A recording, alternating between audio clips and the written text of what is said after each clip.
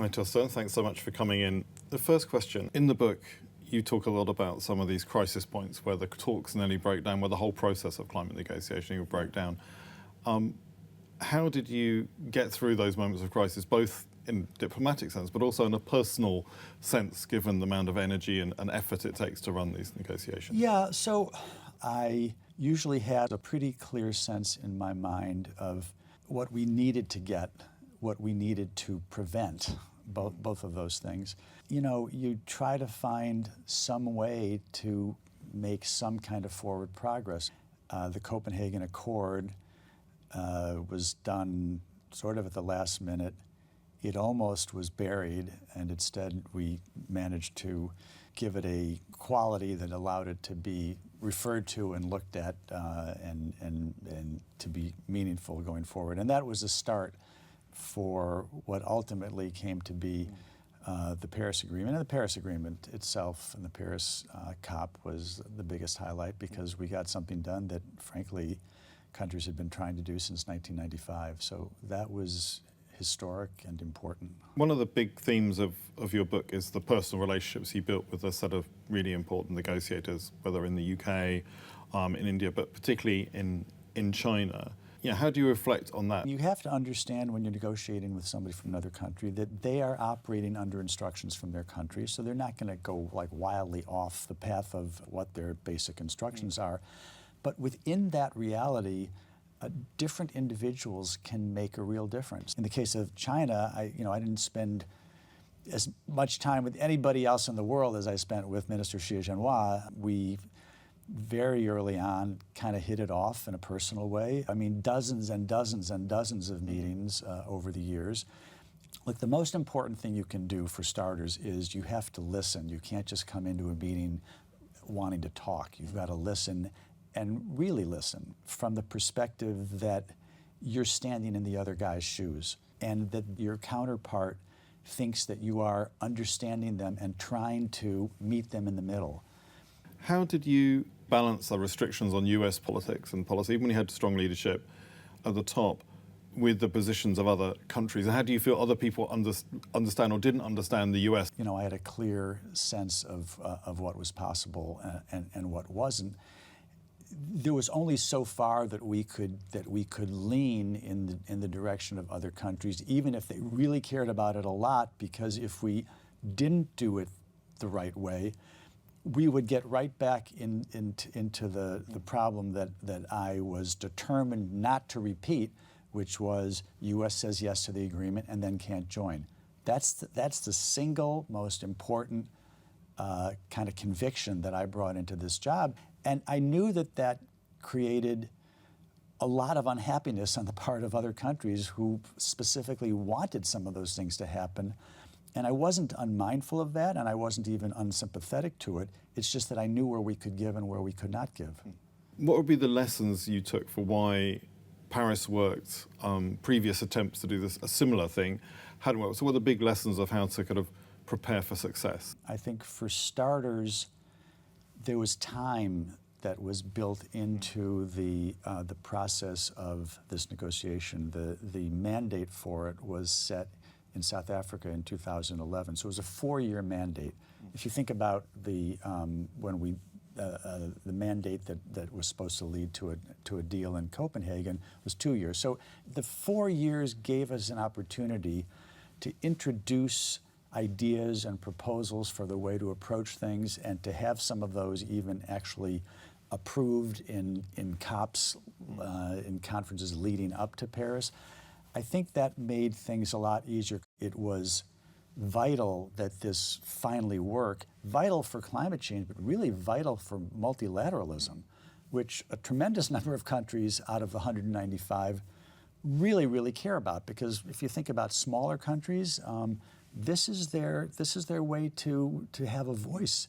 I think that countries both had the comfort of knowing where this was going in terms of issues, having a deep kind of tangible feeling that we cannot let this fail. We have to get this done. So that's the second thing. The third thing I would say is that there was a bilateral negotiation that went on in 2014 for most of the year, 10 months, secret. It was between the US and China.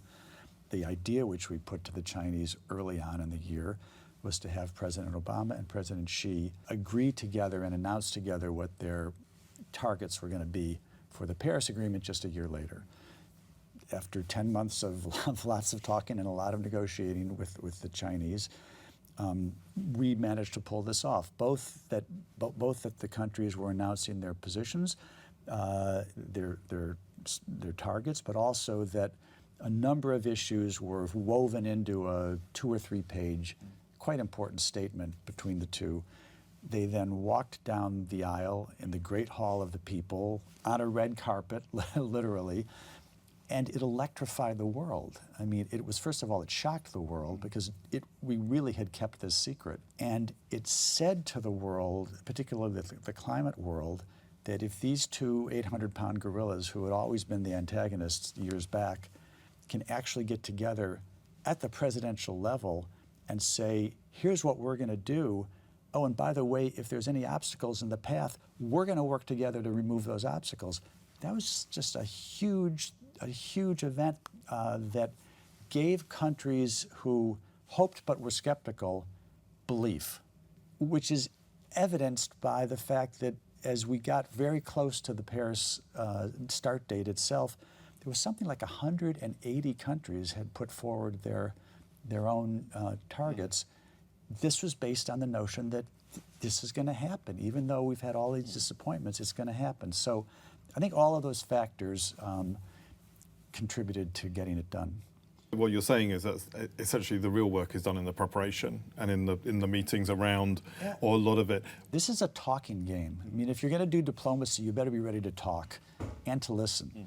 My team would meet all the time in our windowless conference room, and we would develop ideas, talk through ideas about what we wanted to see happen, what we thought would be the posture of another country. And then you go and talk and you sit down and you get their perspective, and always it's a little different than what we've been saying to each other, right? And I had a great team. But it's always a little bit different if you actually go and sit and talk and listen. How do you see that kind of US-China motor of the climate process evolving going forward, given the different contexts we're in now? It was never easy before. It wasn't easy back in the Obama years either. But it's significantly more stressed now for a whole set of reasons. We're still the 2 biggest players in the world. We're still the biggest developed country, and China still likes to call itself developing, so that's fine. But I mean, China is the biggest emitter by far, more than twice the size of the US now. So these are really important countries. So for that reason, it's important to try to figure out how we can make progress together. And I think it's also important to have an issue where the 2 countries can be working together in some way that is relatively positive. I mean, I always had that logic in my head back in the day. It's just that it's more fraught now. But I don't think that takes away. I think, if anything, that adds to the importance of trying to understand each other and make progress. Yeah. From the other side, I think you are seeing perhaps a rising tide of criticism that Paris isn't delivering what we need to keep safe. What would you say to people who feel skeptical, looking for perhaps other routes? Is it still fit for purpose? I think that that it's important for there to be an international agreement. The nature of the beast with respect to climate change is that in order for decisions to be made, basically everybody has to agree. It's what's called consensus. And so you're just not going to get the kind of thing that is going to cause everybody to do exactly what you want. I think what you have built into Paris is strong language that is pushing countries to, first of all, put in targets and then to ratchet them up each 5 years. 2025 is the next ratchet point. It's going to be very important for Paris's credibility to see a strong set of targets put up for that period that will be 2025 to 2035. Paris depends on country action and country action depends on there being a good Paris Agreement, and the two have to be kind of mutually reinforcing. So the right kinds of what I would say salutary pressure needs to be put on countries, not just by the Paris regime, or the Paris Agreement, but by other countries, by their own citizens, to do the sorts of things they need to do. And you need to have an international agreement. You can't. I think the notion that let's just forget that, let's just get a group of 20 countries and do it.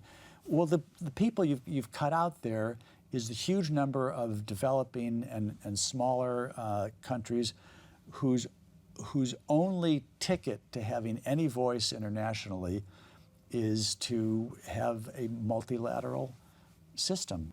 I think it's fine and good to have lots of things go on outside of Paris that can then be brought back in. If 10 or 15 countries want to get together, agree to do X, Y, or Z, that's beautiful. It's not that it all has to come within Paris. But you can't get rid of Paris. What would be as one of the architects of Paris, what would be your advice to the current generation of diplomats and leaders out there who are trying to make this system work, for what they need to do to kind of fulfill the potential of Paris in the next year, in the critical next year? Well, look, I think that part of their job undoubtedly is to persuade their own governments, which is never easy. We live this year in a world where there has literally been biblical weather happening over and over and over again. The question is kind of, what are we waiting for? What sign, what signal are we not getting from nature that this is enormously important and enormously threatening?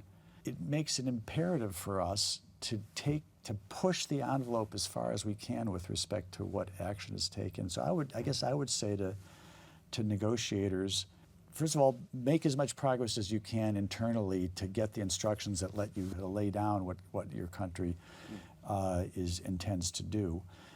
It's fine to be frustrated at why more progress isn't being made in XYZ issue, but don't take that and therefore say, well, we're not going to agree to do ambitious things in the ratchet, because we have to have that ratchet. I think if we're talking about what is sometimes referred to as donor countries with respect to financial assistance, I think you've got to be mindful of how important it is to change the way finance is directed toward countries in the so-called global south. I think that's really important. It's not just a matter of what happens within the UNFCCC and the climate body. It's a matter of what happens in other places as well, like the G20. But we have to make progress here, because I think there are many poor developing countries who feel understandably like there's just not enough assistance coming to countries who need that, whether it's to build resilience or to build green economies, both. So I guess that's what I'd say. As you look at the progress we've made and look at the problems we face, are you fundamentally optimistic or fundamentally pessimistic that we will kind of resolve the climate issue in a way that keeps the majority of people as safe as we possibly can and helps them live and thrive going forward? I think generally, if I step back and look at what I think is the landscape in regard to climate change worldwide, I would point to three factors. The first is that the science of climate change and the impacts that we see from climate change around the world are coming much faster and much harder than anybody ever expected. So that's a fundamental factor. And again, I go back to, what are you waiting for, folks? We're seeing the warnings right in front of us. That's thing number one. Thing number two, we should take note of the fact that the progress in terms of clean technology, the green revolution, has proceeded at an absolutely spectacular rate. I mean, this is working so much better than any of the very best modelers and analysts thought 10 or 15 or 20 years ago. I mean, where we are with solar and wind and batteries and electric vehicles and heat pumps and on is just spectacular. And in areas where there's still lots more to do, such as heavy industry, steel, cement, so forth, there's tremendous innovative work going on all over the world. So we can do this at the level of making the transition, which is a big thing to say. The problem, though, is factor number 3, which is that there are strong obstacles. And in my way of thinking, the biggest obstacles come from the fossil fuel industry, both with respect to what it does and with respect to the influence that it has.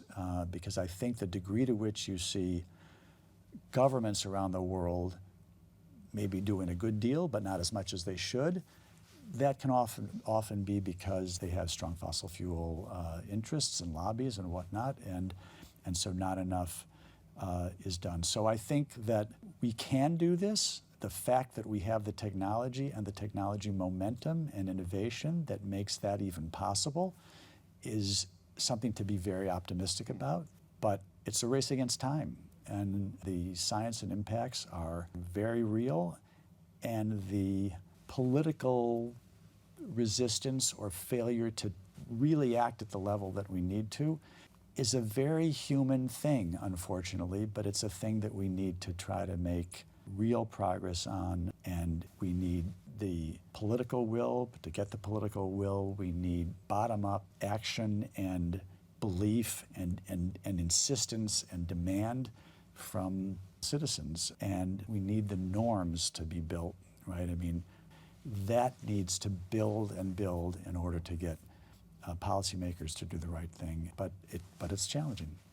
Thanks so much for coming to speak. Thanks so much for writing a book about your work, which I think people will find amazing. And just thank you for all the time, effort and grit you have put into helping move the climate process forward.